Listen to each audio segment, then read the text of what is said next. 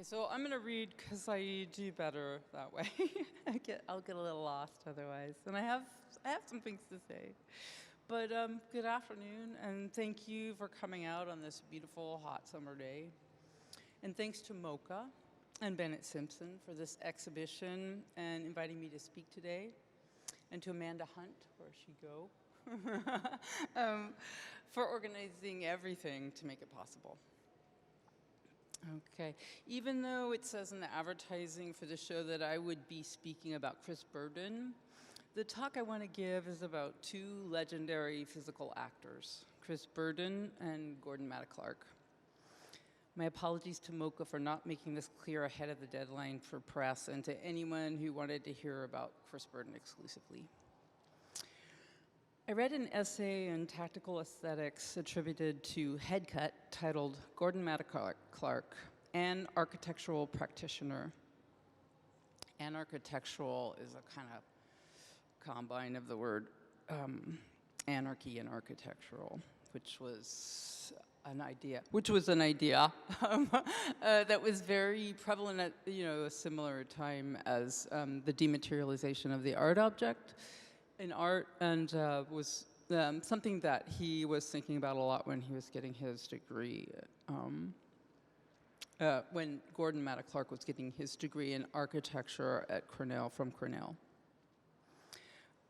So in that essay that I just referred to by Headcut, he used the word haxiety, and I had not heard that word before, and I love encountering new language and definitions. And the definition of haxiety is a thisness, or what makes a thing a particular thing.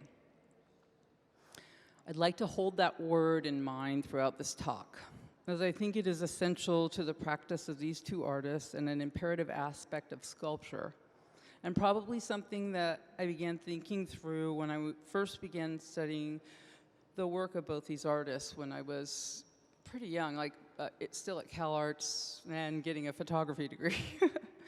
They were some of the forces that kind of led me from photography to sculpture, I think.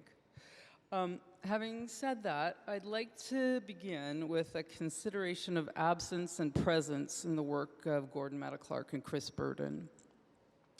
For Matta Clark, this is seen in an architectural practice that left little material residue of itself, but a great deal of images. This work, as we said before, is Office Baroque, from Office Baroque. The work in this exhibition that Bennett included is the parquet floor piece that was cut away to create the depth and empty form, one of the depths and empty forms of Office Baroque.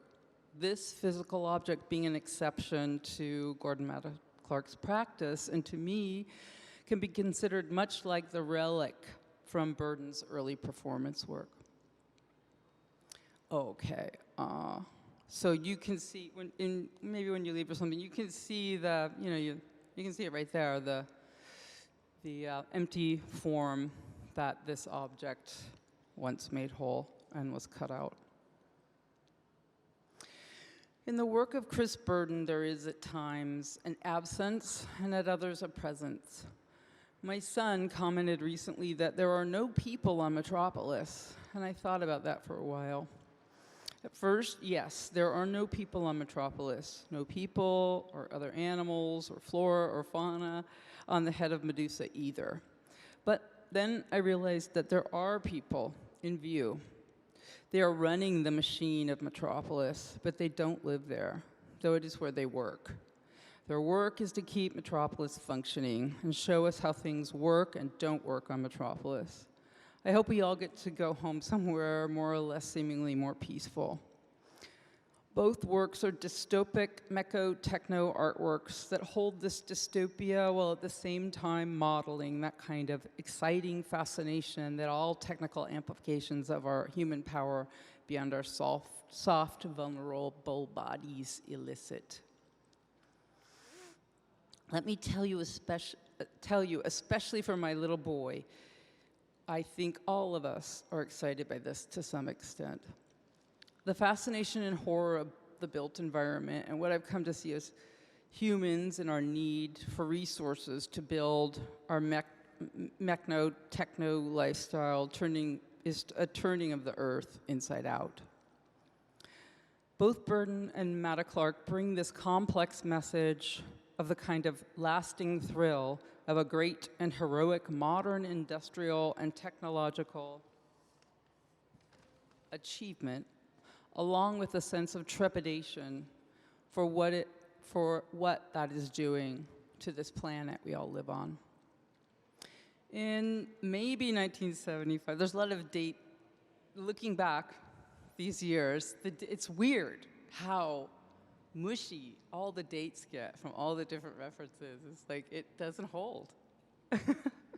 Maybe in 1975, but more likely 1976 or 77, Gordon Matta Clark had an exhibition in Paris at Gallery Yvon Lambert, in which he did a performance, a work of an architecture, photography, some of which were turned into a film, and what I can only see as a burial or mourning ritual, an act, an object, a space that embodied in absence his year of magical thinking.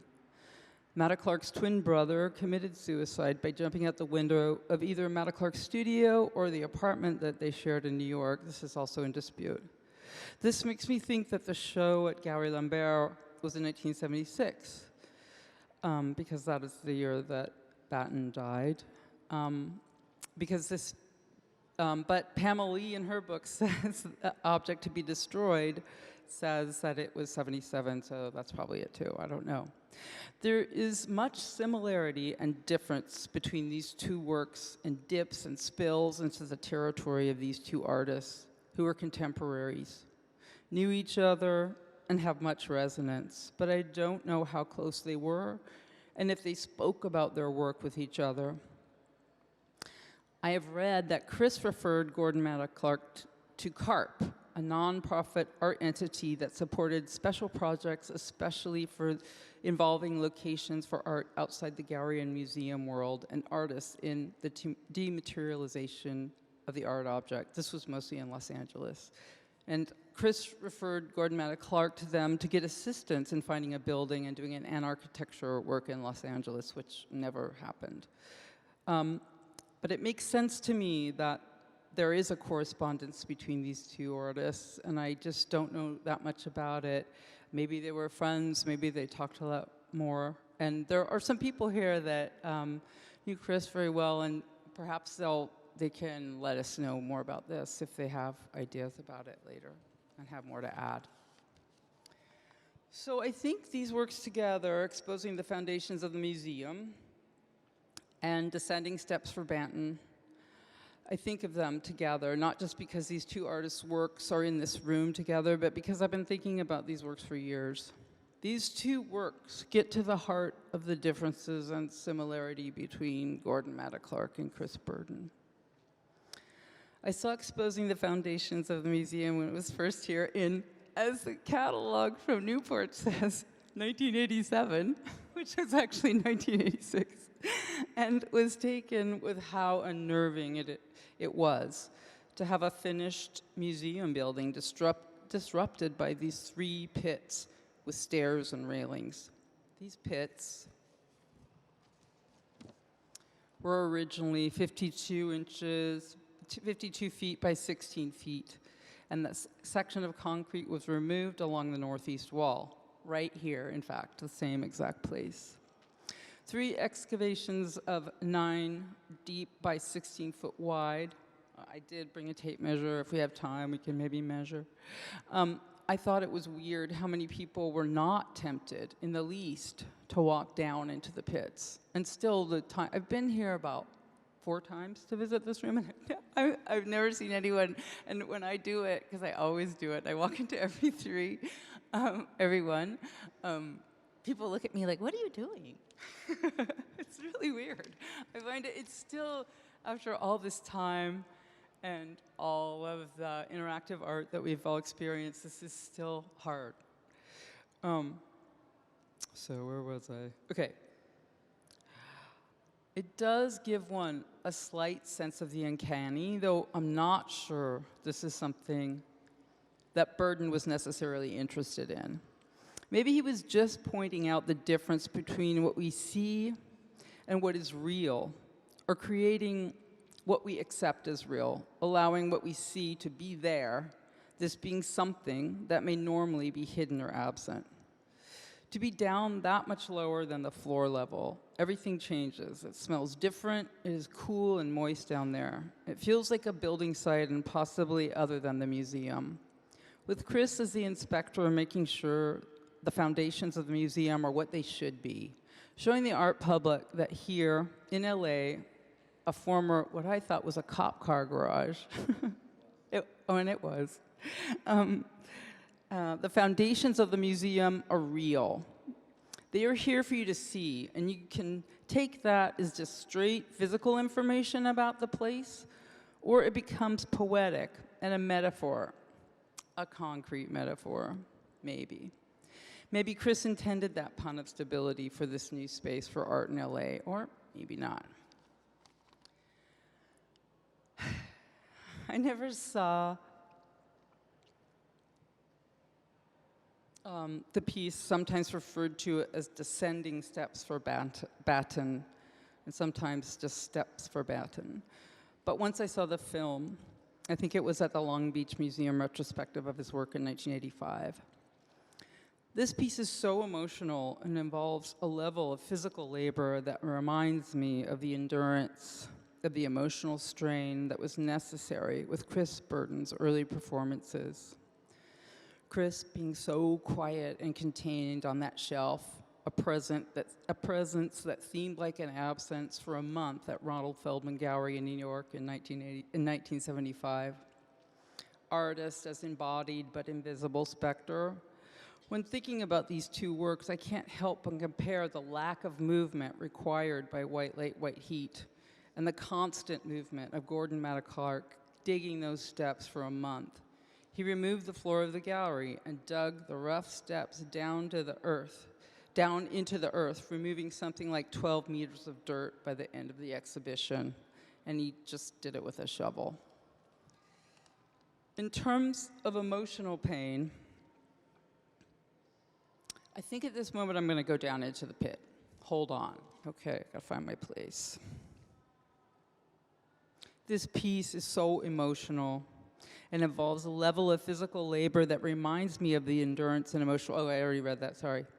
In terms of emotional pain, Matta Clark and Burden both had brothers who committed suicide.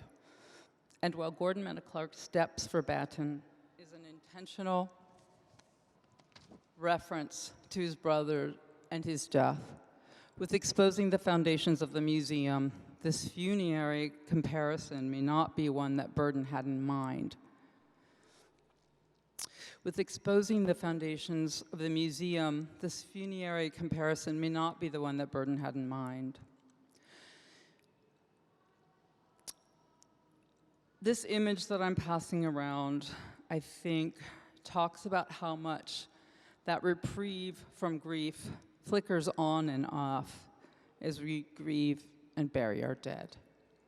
That image always reminds me of the transformational aspect of art.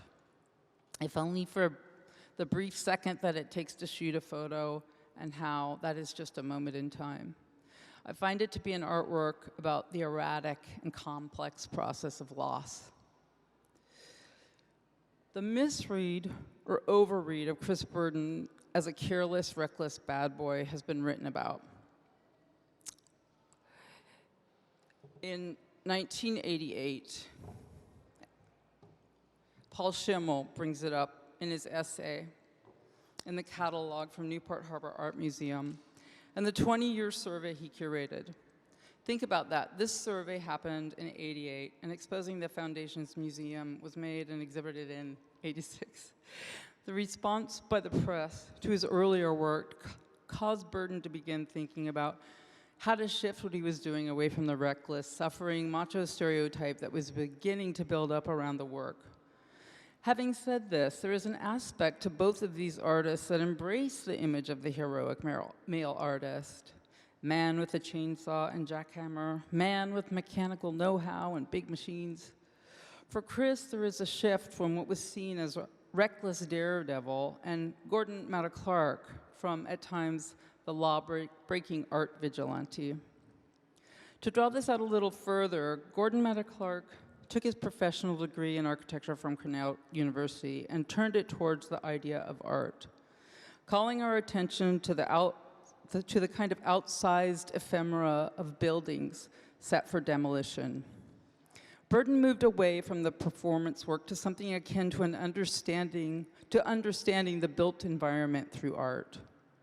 Though more like a contractor or inventor than an engineer, I see both of these moves as turning away from the more professional class of jobs of architecture and engineering and towards more working class practices of the trades and jobs of the working class.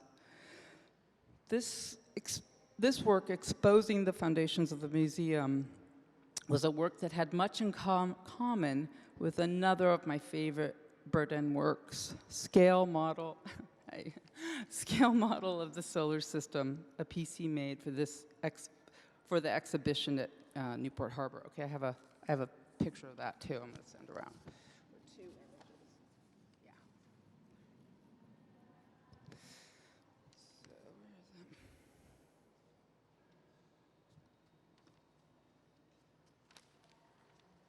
So this was like an incredible piece that he did, where the Earth, you'll see, the Earth was located in the museum, Newport Harbor Art Museum, and then each planet was made to scale. I don't know what I'm at a loss for what the scale was. I don't know, what the scale was, but it was to scale, and I should know that. Sorry, and then the spatiality of the solar system was then spread out over Newport in these different locations. And so you could really, it was like this instance again, where you could really physically, somatically understand how big the solar system is. I mean, it's beautiful. I mean, whether by car or walking or whatever, I mean, it was like an incredible, I did it too. I did like the whole thing. And it was really, it was a really great thing to do. A hard piece to probably be able to get to do, I would imagine, but.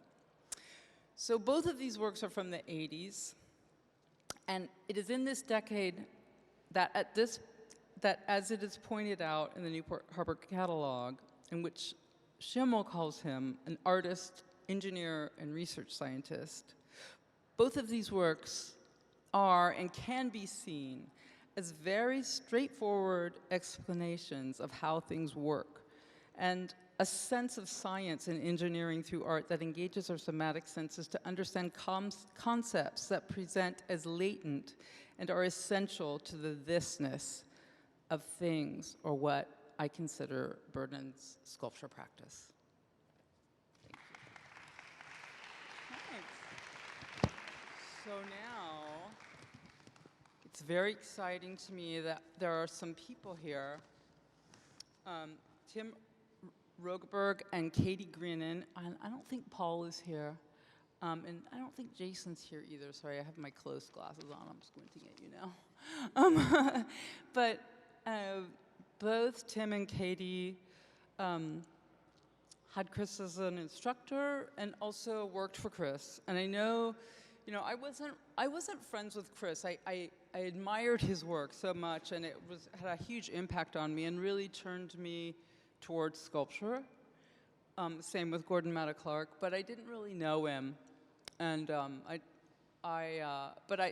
there's a lot that I think I brought up that might need some more explanation or some deeper ideas about that from people who really did know him. So if you don't mind, I'd like to pass the mic. Hi, I'm Tim Rogerberg, and I was a graduate student of Chris for 2 years, 95 to 97.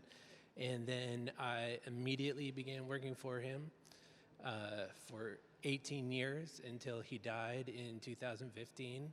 And I still work for him now. On Friday, I was working in his studio, and now I'm going to go back on Tuesday and keep going. So I have a pretty different relation to him. Obviously, I heard of him as an artist first, who was just absolutely mind-boggling to me as a teenager when I first heard about him. I took my first art history class when I was like, I don't know, 14 or something, and my recollection of it is there's the cave paintings, Duchamp, and Chris Burden. I mean, it was the last page of the art history book, so it was a big hero of mine. And when I was trying to figure out where to go for graduate school, and I knew that Chris Burden taught at UCLA, I went there, hit it off with him right away. I think partly because we talked more about other stuff than art. We talked about science, I remember, on the first meeting with him. And once I graduated, I was like, what am I going to do now, basically? And I asked Chris if he ever needed help. I also asked Nancy, his wife. And soon after I graduated in 97, they asked me to come over and start building this studio for Nancy on the spot in Topanga, which is a big part of this story. I showed up to start building this studio for Nancy, and instead Chris was like, actually, you're gonna come with me and we're gonna move these boats that just came back, the ghost ships. And I was like, okay, this is how this is gonna go. So, we went over to let me backtrack a second. So Topanga is where Chris and Nancy lived since the 80s. And where once I started working for Chris and saw that this was going to keep going, I moved there too, because it is a magical place. It has a lot to do with who Chris was in the later part of his life. I mean, I didn't know the crazy Chris that you hear the myths about and everything, right? He was a real normal guy to me. So we moved these boats, and I'm like, okay, I guess I'm working for Chris. I moved to Topanga, and over the years, I made like tons of sculpture for him and Nancy. But really, the thing I felt most bonded with Chris is about Topanga and the land.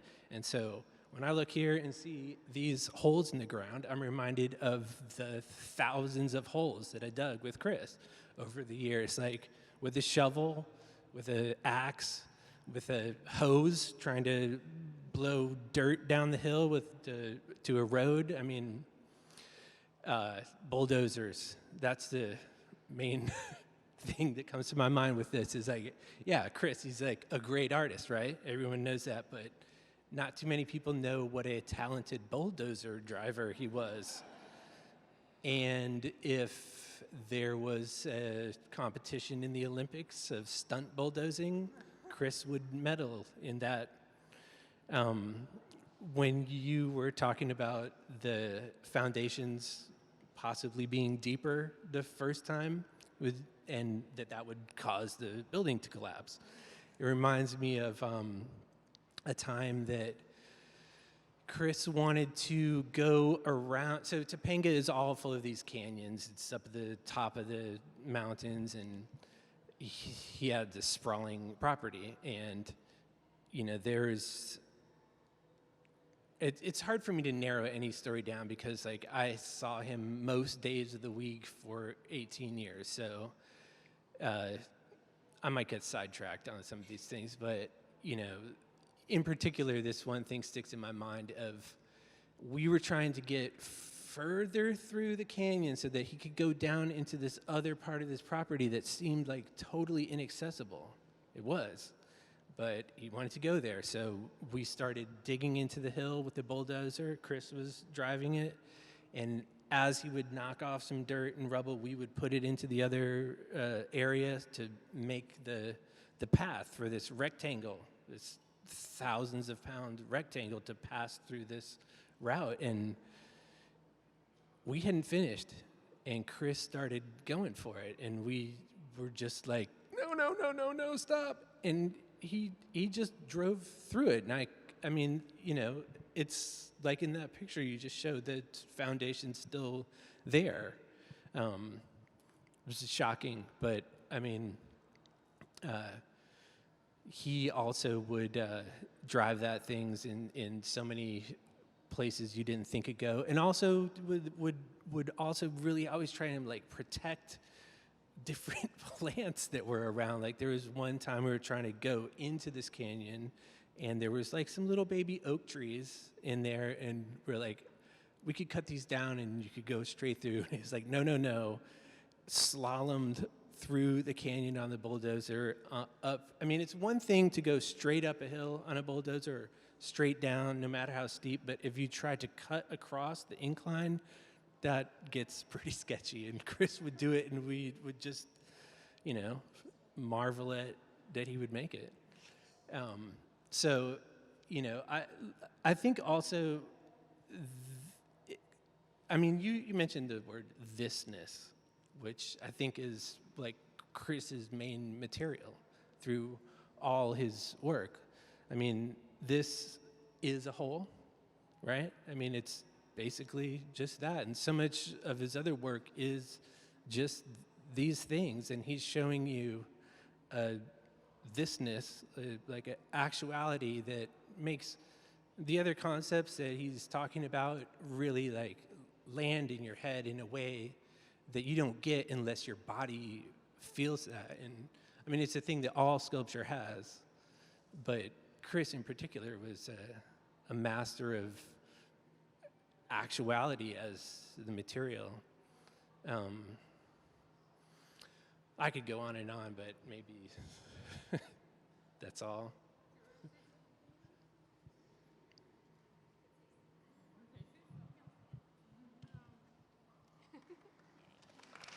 Katie's my wife, by the way. We knew each other while we worked for Chris, but I married her after that. Okay. I guess, well, I was thinking about like sort of turning the ground inside out and sort of these levels that are in this space. And well, one of my jobs working for Chris, which was awesome, was filing his magazines. And in his studio, it's before the internet, I'm sure, when he collected all of these things. And so, like, on the top level of his studio in this loft, there were these, like, cabinets of all of these magazines. And it was like the brain. And so as much as, like, his work is super grounded and material and all about the body, his magazines were amazing, and they were dedicated to every, like, trains, planes, automobiles, toys, erector set, like specialized ones, science. My favorite was The New Scientist, and I'd ask him if I could take magazines home, and he would be like, what's of interest? And so we'd kind of like have this nice conversation about it. But I mean, when I think about Chris, I think about ideas and sort of a type of conceptualism that's tied to the body, but also, you know, like, and tied to the earth, but also sort of dematerialized also. And so it's really nice to see, and it's really nice to think about all of the works in this room and think about, like, the way the body and ideas are located in each one, and the way that levels are working in the work also. And thinking about Inside Out with your show at Regan in particular, I think I don't know, that work's really connected to this also. So no. Thank you, guys. That was really, I'm really glad that you added that. I don't know what time it is. Are we getting there? Okay. I just want to show you this because it is pretty interesting. So this is a photo from the Newport catalog. You can hold it up and I'll point. So I think, can you see this? See that horizontal beam there? I mean, the horizontal foundation? So see how it's dug underneath that? There's no dirt under there, right? So because I really looked at that work, and I won't go into it, but I had some interaction with that work on that work, but that's for another day. But I remembered that it was different. Like when I came inside, I mean, I love the work, it's great. But you know, I'm like, I think it was deeper before. And so I thought, you know, it's kind of a jerk move to like measure it in front of the museum without talking to the curator first. So I decided to ask Bennett about that. And it's really interesting. So like, it's kind of like another Chris Burden, like driving the bulldozer diagonal on the hill to get the permitting agencies to allow him to basically dig so far underneath the foundation that it, in fact, does not hold the wall up anymore. You know, so that's pretty interesting. So the way it was explained to me by the building engineer or architect was that these horizontal slabs on the bottom are not continuous. It's not like one long foundation that runs the whole length of the perimeter of the building. These are just footings, and they're only about 4 or 5 feet wide, and then they stop. So they're, if you dig underneath them, you could undermine the structural integrity of a very big wall. I mean, it's only 3 footings out of I don't know how many in this whole building. There are hundreds of footings probably, but nonetheless, they said no. Understandably, right? But without the force of Mr. Burden here, like, things were kept pretty, just, yeah. But it's interesting, like, because that danger or that kind of, he did keep that in the work, there is an aspect to that. And it was interesting to hear what you had to say, Tim, because I agree that the thisness that he this aspect that I think is so essential to sculpture, which I, probably got from him in a way. I think I think you can't, to me, okay, I don't know, Chris maybe would never go there, but to me, like, it's about giving meaning and poetry and this kind of expansion to the physical that, we allow with words and all these other things, but we just want to take the physical at face value. And so it is super physical, but you can't avoid, I can't avoid, like, thinking that, yeah, he was like saying, like, look at these foundations of this place. It's going to stand, look, even without anything under it, So that was super inspiring to me. Not the reckless. The reckless part probably affected me a little bit in the beginning, I know it's fearless, but it was seen as, I want to say it was seen as reckless. Like, I know that was a big part, and it had a lot to do with why he just kind of shifted off his own body and actually away from photography, I think. He did photography, but like to the physical object and the physical materials of, which is sculpture, So, yeah. And I think I've said everything I should say. If there are any questions, I would be happy to take them. But otherwise, thank you for coming.